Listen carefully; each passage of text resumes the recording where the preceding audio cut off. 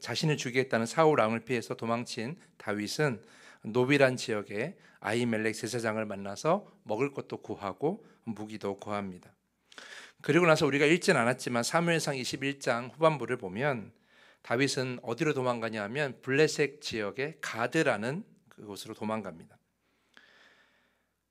여러분, 블레셋이 어떤 민족입니까? 이스라엘과 굉장히 싸우는 민족이에요. 그러니까 다윗이 열심히 싸웠던 민족이죠. 특히 여러분, 골리앗도 블레셋 사람이었죠.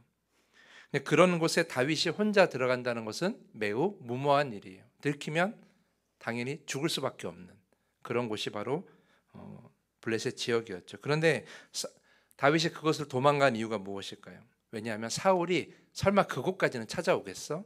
사울은 결코 이곳까지는 찾아올지 않을 거야 라는 그런 마음으로 그쪽으로 도망간 거죠. 그런데 거기에서도 자신의 존재가 들통날 뻔해요. 그래서 어떻게 합니까? 미친 척하고 거길 겨우 빠져나오면서 다시 나오게 되는 것이죠. 그러니까 다윗에게는 안전한 곳이 별로 없었다라는 거예요. 그래서 오늘 본문에 기록된 대로 어디로 가냐면 유다 지역의 아둘람 동굴로 피신합니다. 여러분, 동굴은 다 아시겠지만 사람이 살만한 공간이 아닙니다. 하지만 동굴 안에 있으면 외부에서 찾기가 어렵기 때문에 숨기가 용이하죠.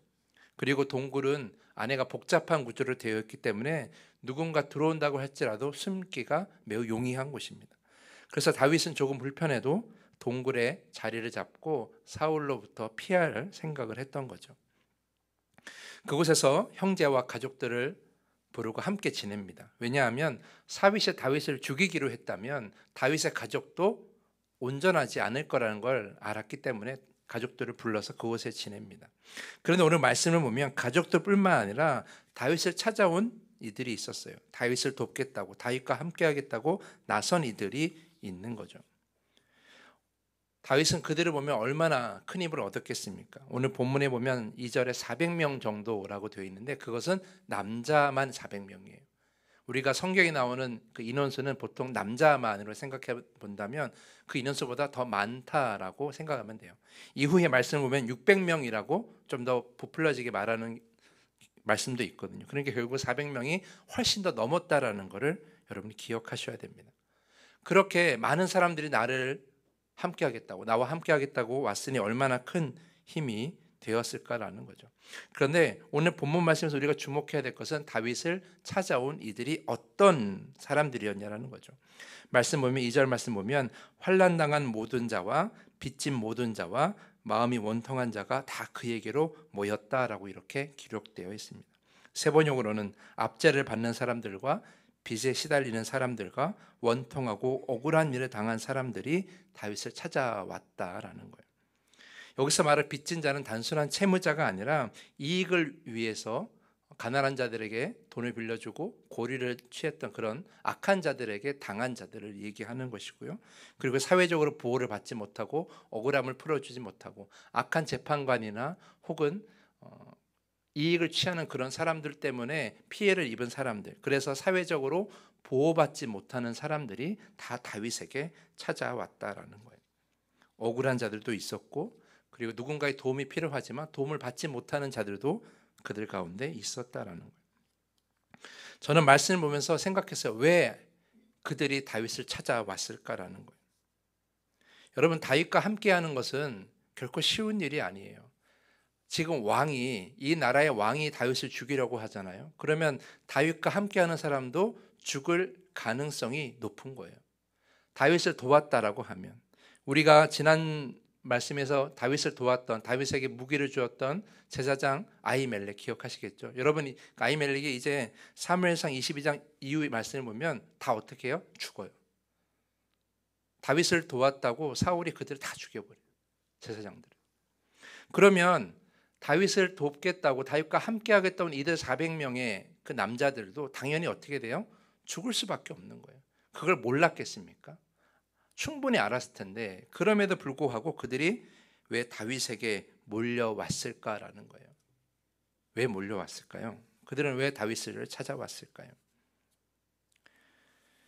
오래전 일인데요. 2011년도에 코레일에서 서울역 주변에 있는 그 노숙자들을 강제로 해산시킨 일이 있었어요.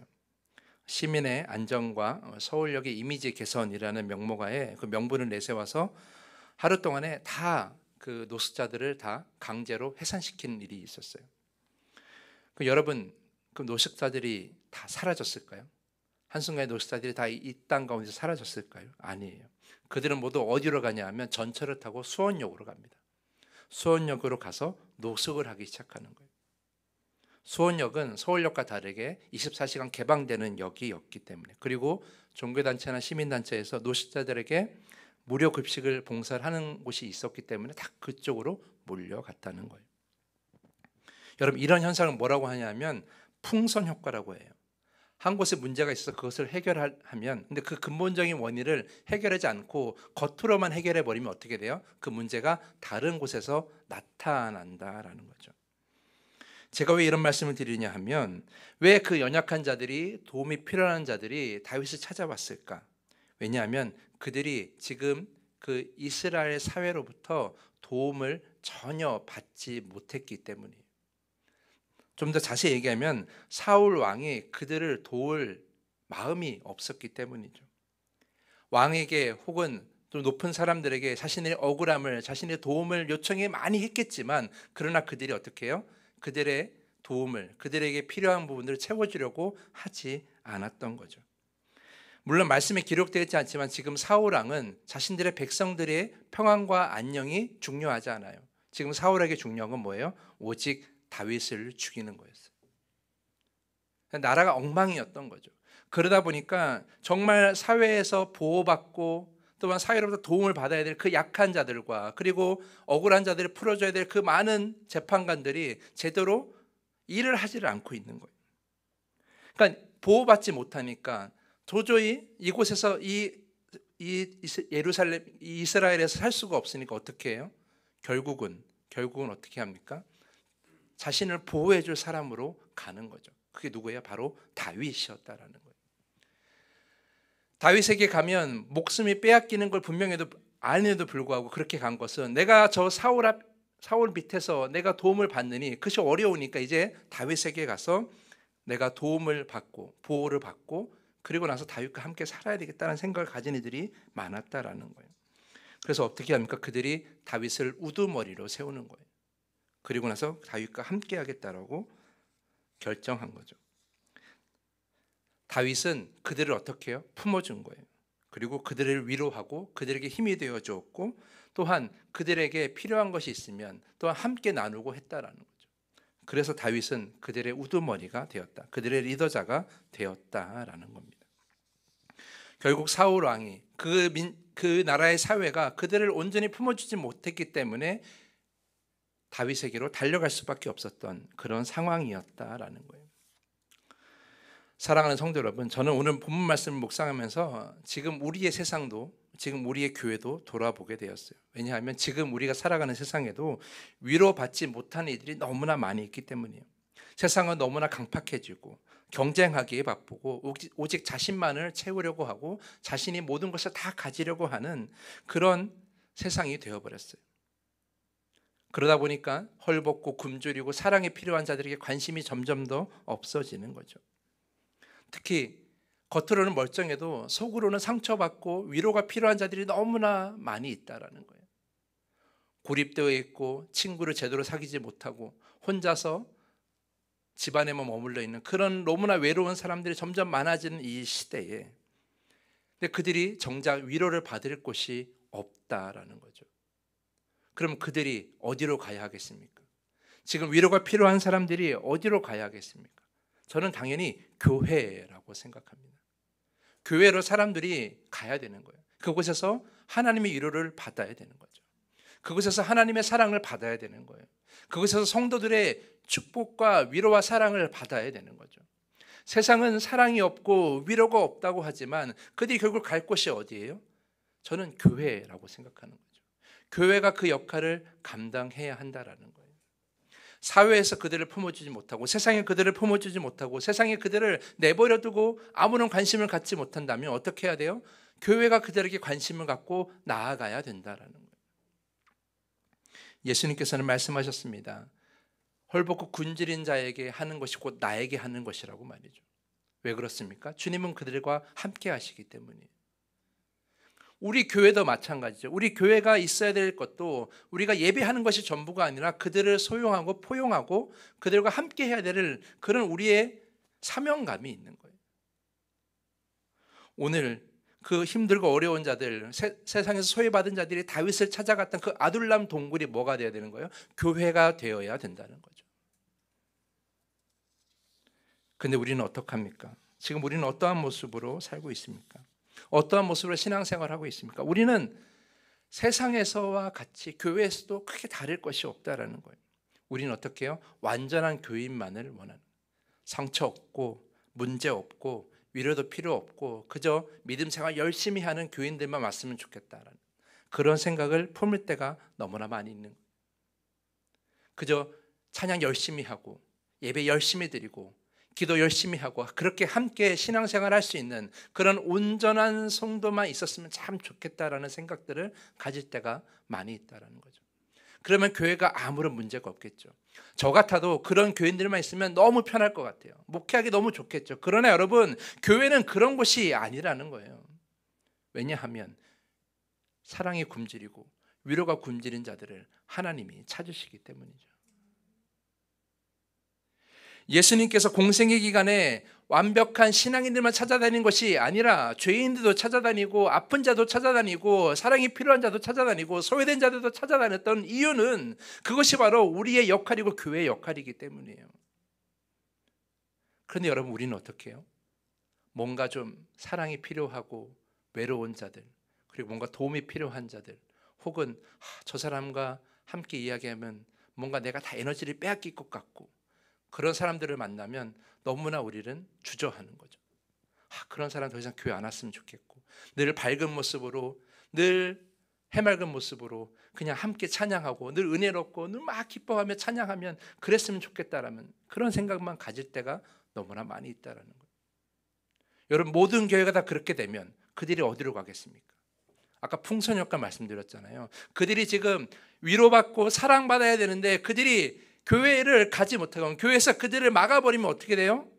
그들은 결국 어디로 가겠어요? 이단으로 빠지거나 아니면 쓸데없는 진리가 아닌 곳에 목매이거나 컴퓨터 게임에 빠지거나 아니면 온라인 게임에 빠지거나 컴퓨터의 가상현실에 빠지거나 그러면서 집에만 머물러 있다가 그러다가 우울해지고 목숨을 스스로 끊으면서 그런 암울한 현실이 지금 이 세상에서 나타나는 거 아닙니까? 교회가 그들을 받아주지 못하면 이 세상은 그들이 갈 곳이 없다라는 거예요.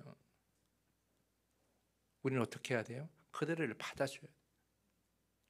비록 그들을 상대하기가 너무 어렵고 나도 많은 에너지를 쏟아야 하지만 그러나 우리가 그렇게 외로운 사람들, 위로가 필요한 사람들에게 어떻게 해야 돼요? 위로를 줘야 되는 그런 교회가 되고 성도가 되어야 된다는 거죠. 사랑하는 성도 여러분, 여러분 꼭 기억하십시오. 하나님은 그렇게 힘없고 위로가 필요한 자들, 도움이 필요한 자들의 우두머리가 된 다윗을 왕으로 세우셨습니다. 잘 기억하세요. 여러분, 다윗이 하나님의 기름 부음 받고 이제 왕으로 될 수 있는 그런 위치였지만 그러나 그는 도망지의 신세였어요. 그런데 자신과 함께 다니는 사람들이 뭐였어요? 제대로 된 사람이 아무도 없었어요. 솔직히 말해서 오합지졸이에요. 사실 겉으로 보면 속된 말로 멋이 하나도 안 나요. 다 힘들고 어려운 자들 그리고 연약한 자들이 와 있으니까. 그런데 다윗은 그들의 우두머리가 되는 것을 두려워하지 않았어요. 왜냐하면 다윗 스스로도 그렇게 처음부터 잘난 사람이 아니었기 때문이죠. 다윗은 하나님의 힘으로 골리앗을 물리친 것이지 다윗이 이미 힘을 가지고 있던 것은 아니었다라는 거예요. 결국 하나님께서 다윗을 도왔던 것처럼 이들에게도 하나님의 도움이 필요하다면, 이들이 하나님의 도움이 있다면, 하나님의 사랑이 있다면, 하나님의 위로가 있다면 결국 그들도 변화될 수 있을 것이라는 믿음을 가지고 그들을 품어주었던 거죠. 사랑하는 성도 여러분, 하나님은 그런 자를 사용하세요. 힘없고 연약하고 위로가 필요한 자들을 품어주는 사람을 하나님은 더 높이 쓰신다라는 거예요. 우리 더함교회가 온전히 쓰임받기 원하신다면, 우리 더함교회가 하나님께 온전히 쓰임받고 이 지역사회에서 정말 이 사회에서 정말 필요한 교회가 되기 원하신다면, 우리 교회에 보내주시는 하나님이 보내신 그런 사람, 성도님들, 특히 위로가 필요하고 사랑이 필요한 성도님들, 절대 멀리해서는 안 된다라는. 나는 도저히 그들을 위로할 마음이 없어, 나는 위로할 자신이 없어, 내 에너지를 쏟을 수 없어 라고 생각하시면 안 된다는 거예요. 왜냐하면 그들에게 주는 위로와 사랑은 우리 것이 아니라 하나님이 주시는 것을 주는 거기 때문이죠. 우리에게 사랑이 넘쳐서 하나님 주시는 위로가 넘쳐서 그것을 그들에게 주는 것이지, 우리가 우리의 것을 주는 것이 결코 아니라는 거예요. 사랑하는 성도 여러분, 여러분이 처음 이 교회에 왔을 때, 여러분이 처음 주님을 온전히 만났을 때가 언제입니까? 여러분이 완전했을 때인가요? 여러분이 완벽하게 예배했을 때인가요? 아니에요. 여러분들이 온전히 예배하지 못할 때, 그 많은 문제와 모든 답답한 문제로 내 마음이 너무나 힘들 때, 그럴 때 하나님을 만났고 그때 하나님을 위로받지 않으셨습니까? 여러분도 그렇게 하나님 앞에 온전히 붙들림 바 되었는데 왜 다른 사람은 안 되냐라는 거예요. 사랑하는 성도 여러분, 우리 더함교회에는 완벽한 성도들이 모이는 곳이 아니에요. 부족하고 연약하고 혹은 문제가 있고 그리고 너무나 외롭고 그래서 너무나 마음이 우울하고 힘든 그런 사람들이 모이는 공동체가 될 거예요. 근데 여러분, 저는 확신하건대 그들이 모두가 하나님의 사랑과 말씀 안에서 변화될 줄 믿습니다. 여러분들이 변화된 것처럼 그들도 다 변화될 줄 믿습니다. 그게 교회의 역할인 거예요. 아둘람 동굴로 찾아온 사람들을 내쫓지 않고 그들의 우두머리가 되었던 다윗처럼 우리도 그렇게 온전한 성도가 되어야 될 줄 믿습니다. 저는 그런 교회가 되길 바랍니다. 힘들겠죠. 위로하기가 얼마나 힘들까. 여러분, 제가 다 알아요. 여러분들 지금 얼마나 애쓰고 수고하시는, 특히 우리 속장 인도자님들 얼마나 애쓰고 수고하시는지 제가 다 알아요. 여러분, 포기하지 마십시오. 내려놓지 마십시오. 그것이 우리의 역할이에요. 하나님께서 우리를 그렇게 위로하셨는데 내가 그 위로를 하지 않으면 누가 하겠습니까? 그들을 누가 받아주겠습니까? 우리 더함교회는 모든 위로가 필요한 자들, 사랑이 필요한 자들이 그저 다 몰려왔으면 좋겠어요. 그렇게 교회가 세워지는 교회가 되길 바랍니다. 그런 교회가 될 수 있기를 간절히 여러분 기도해 주시고, 내가 그 위로하는 자, 내가 그 사랑하는 자, 내가 그들을 품어주는 자가 되게 해달라고 이 시간에 기도하시기를 부탁을 드립니다.